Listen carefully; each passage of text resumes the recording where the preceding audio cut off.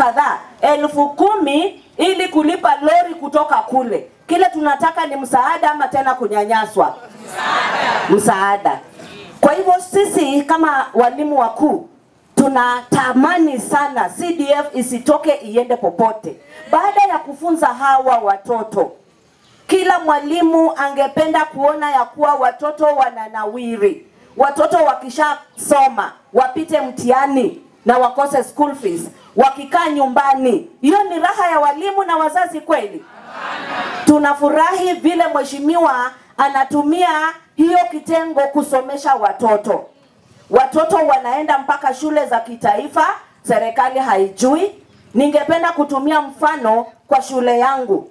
Shule yangu kama kuna basari yoyote ambayo inatoka kwa governor, mimi sijui.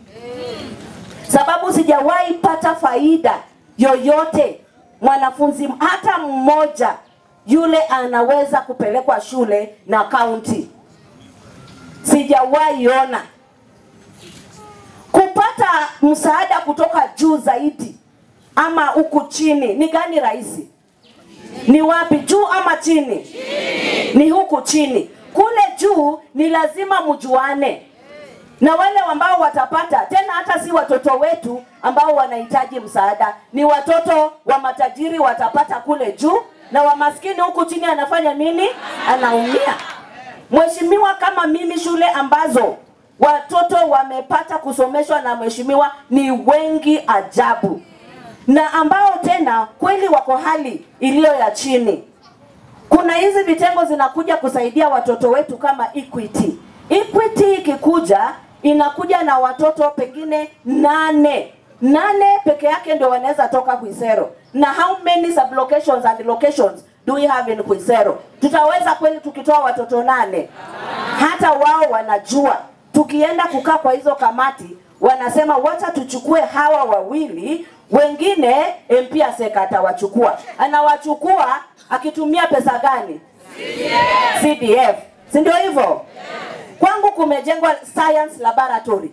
Ni shule ngapi kwenu ambayo mumeona science laboratory? Ni siku gani governor watakuja walete science laboratories kwa shule zetu? Hata kama library peke yake hawajafikiria. Wataweza kweli?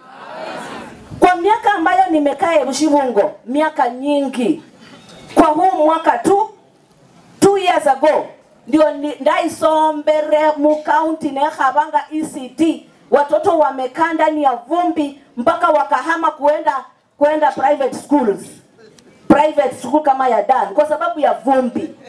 Kwa sababu ya vumbi. Imekaa hapo miaka 2 haijakamilika.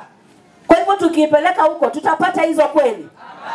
In 10 to 20 years tunapata nasari inajengwa sasa moja ambayo wanatudanganya tu nayo iko hapo ili fund yao ionekane ni kama inafanya kazi.